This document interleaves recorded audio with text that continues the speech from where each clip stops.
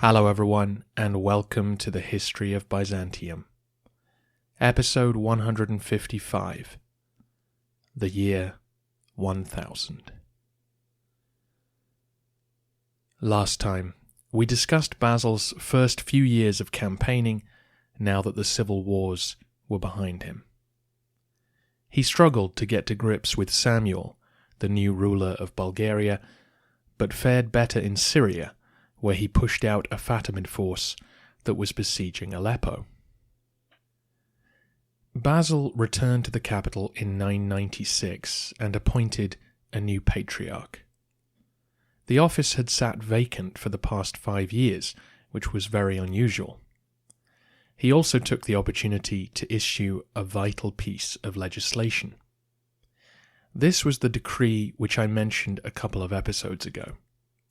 The part I told you about was the emperor's demand that anything he'd signed during his great-uncle's tenure should be brought before him again for confirmation. But that was only part of the decree. The bulk of the text was a new addition to the land laws. And by that I mean the series of rulings handed down by Romanos Lekapinos, Constantine VII, and Nicephorus Phocas. As you probably remember, this was central to our discussion of the landed magnates. After a terrible winter and some bad harvests, Romanus issued a law demanding that the wealthy hand back properties they'd bought during the crisis. What he was hearing was that the rich took advantage of their neighbours' desperation to buy up their farms on the cheap. As we discussed at the time, the laws in practice may have been more political in nature than about justice. Enforcing these legal claims was difficult, whereas the emperors valued having the threat to hold over the magnates if they suspected their loyalty. It's worth saying that the laws identify the wealthy as those holding imperial office, including the clergy. So this was not just directed at the Phocads or the Maleinoi. It was to anyone on the payroll who might have acquired land in the last century. Basil reissued this law with some significant alterations. He removed the 40-year time limit for deciding these cases. The bad famine under Romanus had taken place at the end of the 920s, and so families had until the 960s or 70s to plead their case.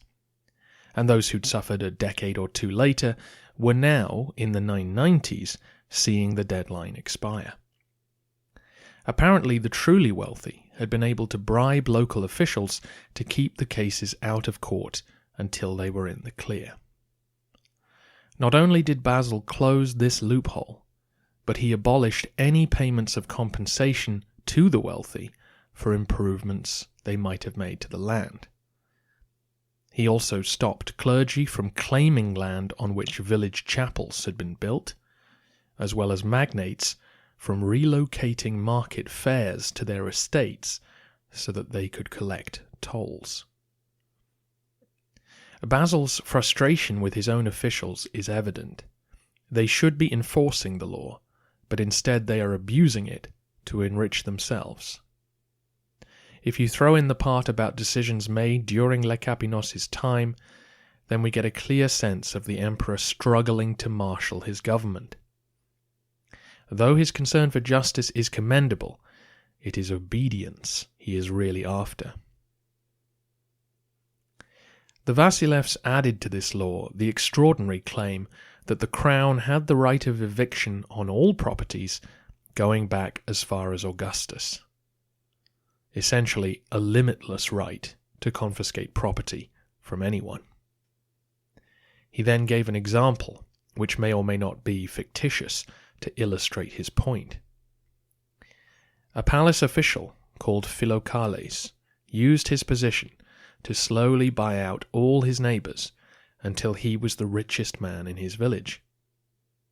But when the emperor found out about this, he removed all his properties, returning him to the simple farm he'd occupied in the first place. There's no mention of him being kicked out of office, so the implication is that you may not be humiliated by the loss of title, but I can still ruin you if you step out of line. As one scholar puts it, this was a declaration of intent and of terror, part of a propaganda effort to persuade the whole of the empire's political elite, from the highest-ranking functionary to the lowest, that it was Basil who was now in charge. Even after 10 years in sole command, men were still finding ways to circumvent the emperor's orders. It's more understandable now that we see how little Basil was actually in the palace and how often he would spend winters on campaign. Speaking of which, the Fatimids would not give up their quest to annex the emirate of Aleppo. Once Basil was gone, they attempted to gather up a force strong enough to re-invade. But after several false starts, they descended into civil war in 997. Basil refused to get seriously involved, whereas one can imagine a Phocas or Tzimiskes seeing this as an ideal opportunity to go plundering. By 998 the matter was settled, and the Fatimid general Jaish marched into the territory of Aleppo. The new Dukes of Antioch, Damian Dalasinos, fought a hotly contested battle with him outside Apamea. The Romans were getting the better of the fighting until Dalasinos himself was killed.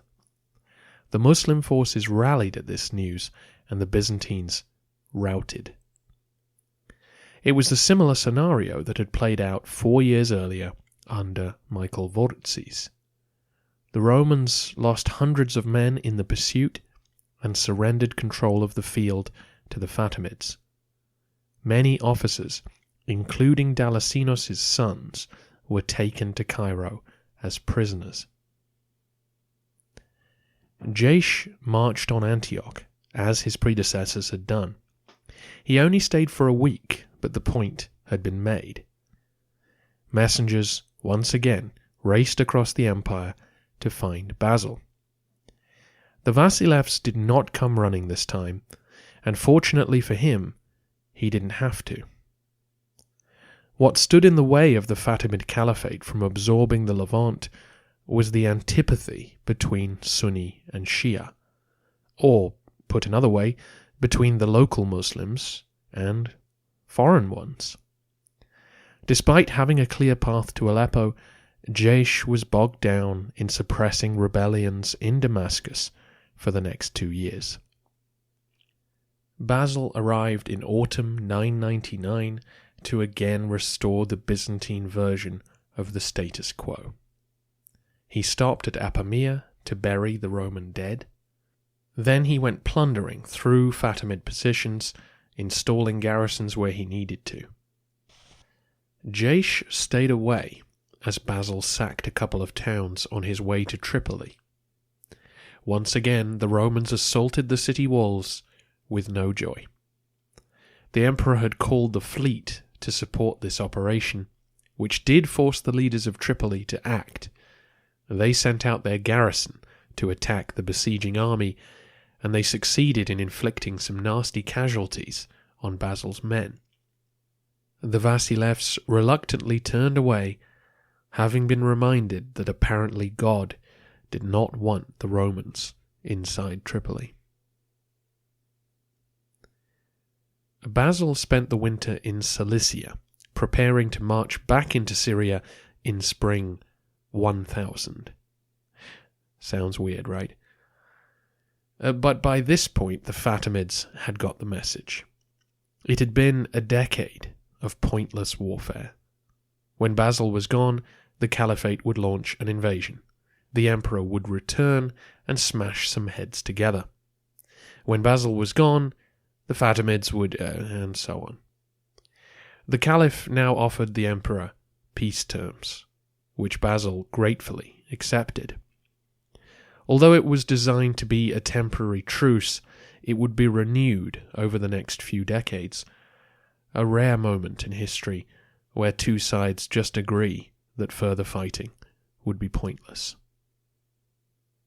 Key to this agreement was the shrinking influence of other regional powers.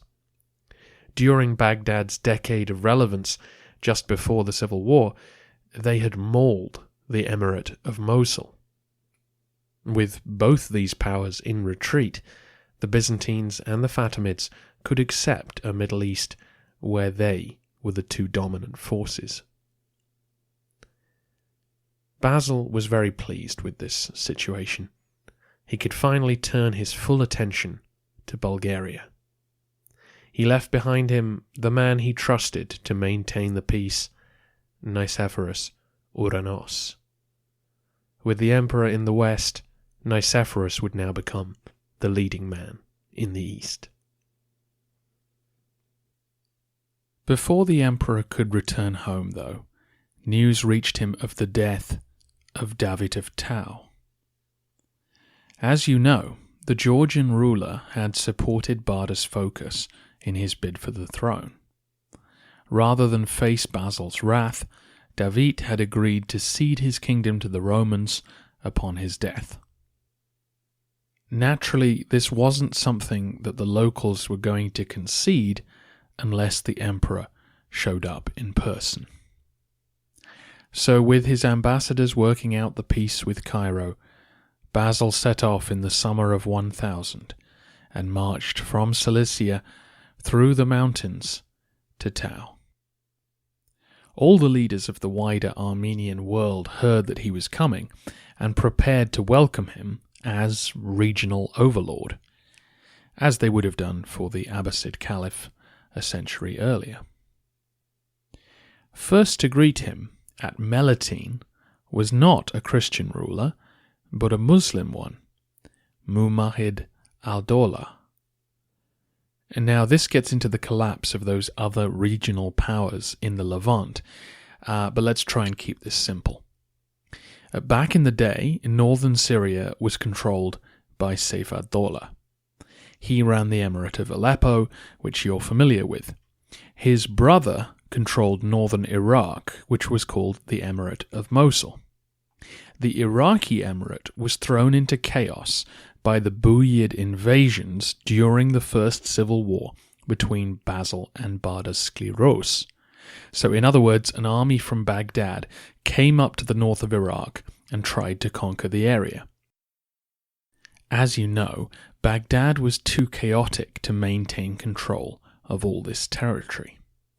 The former Emirate of Mosul was divided between several groups, and one of these were the Marwanids, possibly Kurdish, possibly another Arab tribe. The Marwanids dominated the very north of Iraq, including Martyropolis, which became their capital, but they also held lands in Armenia, including the Arab towns around Lake Van. These included Manzikert until David of Tau took it from them. This isn't very easy to demonstrate on the map because they held territories which cut through the Armenian mountains. However, living in constant conflict with their neighbours in both the mountains and the Fertile Crescent, the Marwanids maintained a strong military presence. They had been friendly to the Romans since taking over, and now their leader, Muhammad al-Dawla, came to bow before the emperor. Basil not only put him on the payroll, but made him dukes of the East, giving him authority over the troops serving in Tehran and Tau. This was the first Muslim ever, as far as we know, to be put in a position of such authority. It may seem an extraordinary appointment, but we must remember Basil's recent experience, not only with Phocas and Skleros, but also with David of Tau. Christian border barons had pursued their own interests repeatedly, including backing usurpers against Constantinople. The Marwanids were never going to get involved in Roman politics Their position as outsiders made them seem more trustworthy in Basil's eyes. We have no record of how the locals felt about this decision, but then again the Armenians were quite used to dealing with Arab neighbours. Having said that, the Byzantines were no strangers to this situation either. Obviously, Saif's ministers and son had all become Roman clients down in Aleppo, and Barda Skleros had arranged a family marriage with Abu Taqlib in order to cement their alliance, Abu Taqlib from the Emirate of Mosul. It's also worth saying that David of Tau had acted essentially as Dukes of the East for the past decade, so Mu'mahid was taking on an existing appointment. As long as he kept the peace along the border, he could expect to collect a nice salary in gold coin. Finally, I should echo my own comments during our mini end-of-the-century tour. The Romans did not conquer the borderlands in order to convert them into Greek-speaking pockets of Byzantineness. I mean, that may have been an ideal goal along the line, but right now they just wanted to end the raiding. So it was far cheaper to pay one man a huge salary than to pay 1,000 soldiers a stipend each to watch the frontier. Basil moved on to Tau. There he received the rulers of the various Georgian kingdoms of the Caucasus Mountains, most of whom he put on the payroll. He gave gifts to the local Armenian rulers as well, and proceeded to set up the administration of the territories he was inheriting. This involved the creation of the Theme of Iberia, with headquarters at Theodosiopolis. Local Georgians would remain in charge of most of it, though some Roman officials were appointed too. I will update the map and discuss frontier administration at the end of the century. Not everything went smoothly. The Varangians got into a bloody brawl with local nobles, which ended in the deaths of several prominent Georgians. Then, once Basil had gone home, one of the Georgian leaders attacked the new Roman position. Nicephorus Ouranos had to march all the way from Antioch to restore order. Still, Basil had essentially done what no emperor before him had, which was to take the place of the Caliph in the political world of Armenia and Caucasia. As he'd done in Syria, he'd marched in to demonstrate the reach of his army and his authority. With a minimum of bloodshed, he'd added another huge chunk of territory to the empire. Finally, then, we return to Bulgaria and our lack of sources. Next week, I'm going to go into more detail about campaigning in the Balkans and the success of Samuel's state. But today, we'll focus on the narrative. Now that he could concentrate all his energies on the situation, Basil set about isolating Samuel in his heartlands. Dating all this is difficult, but we're speaking about 1001 to 1005. Basil's first target was to recapture the territory which Zimiskis had conquered 25 years earlier. Preslav, Pliska, and the rest of the territory to the north of the Hemus Mountains. This was accomplished in one campaign season, suggesting that Samuel could only spare token garrisons. The mountains of Macedonia had proven to be a much safer home for the new state, and so the Tsar remained where he was. Next, Basil led his main army along the Danube to the city of Vidin. You can see this on the map. It's on the river directly north from Serdica. The emperor oversaw a successful siege of the city, which took 8 months to complete. Vidin was also at the end of the Hemus Range as it sweeps north toward the Danube, so in addition to controlling the river, a Roman garrison here would help seal off Preslav and Pliska from attacks by Samuel. The emperor was taking his time to make sure that Byzantine rule in the region was going to last this time. While there, he also made contact with some Magyar tribes, trying to secure that relationship against any alliance with the Bulgarians. It also seems like his men may have begun work on restoring other forts along the river as far west as Sirmium. With the emperor tied down in the north, Samuel attempted to distract him by launching a raid into Byzantine territory. It was a bold and cunning plan, as he reached Adrianople just when the annual fair had pitched its tents outside the walls. This smash and grab did not divert Basil from his task, though. Having secured the north and east, the Vasilevs next moved on Macedonia itself. He seems to have spent some time recapturing lost fortresses, including Veria, spelt with a B on the map, and Edessa, not the one in Syria. You can see both on the fringe of the mountains not far from Thessalonica. Where he could, Basil didn't besiege these forts. He camped outside and offered their commander a nice posting in Anatolia. We know this worked sometimes, but that over the course of the war there were defections in both directions, including fairly senior commanders on each side. One of the key turns in this period was John Chryselius, the leading man of Dyrrachium. Despite the fact that his daughter was married to Samuel, he seems to have returned to the imperial fold in exchange for high court titles for himself and his sons. As best we can tell, that represents the extent of campaigning in this period. You may have heard the story that Basil spent decades methodically cutting branches off the Bulgarian tree, and this 4-year period fits that narrative.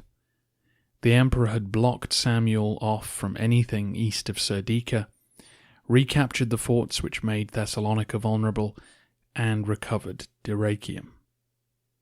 He had essentially restricted the Bulgarians to their mountainous heartlands, but he'd made no attempt to enter the mountains himself.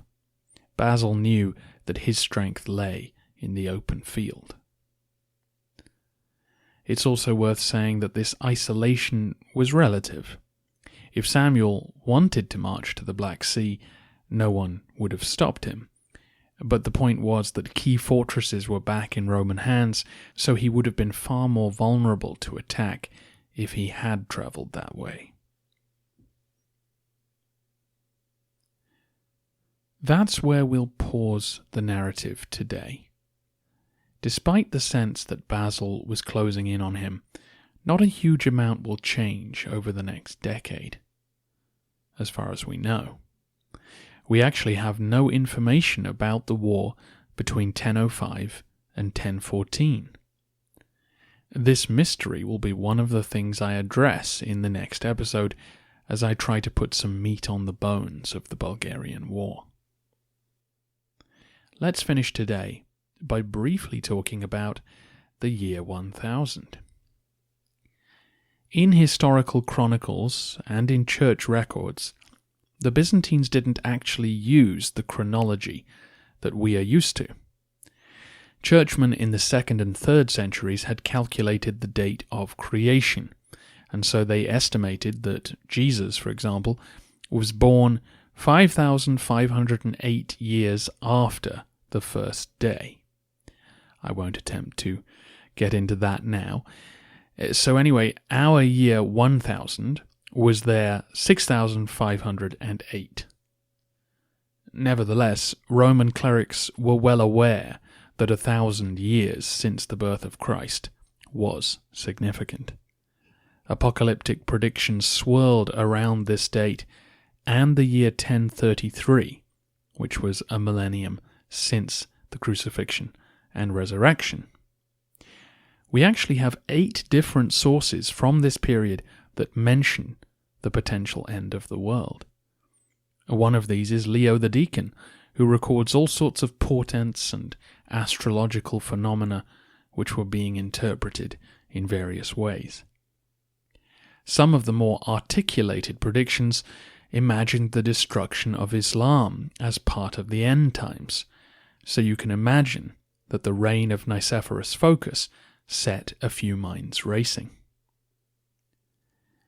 Historian Paul Magdaleno throws this into the discussion about Basil's strange decision not to marry. Celibacy was prized by monks and nuns as a demonstration that they had remained clean from any sexual sin.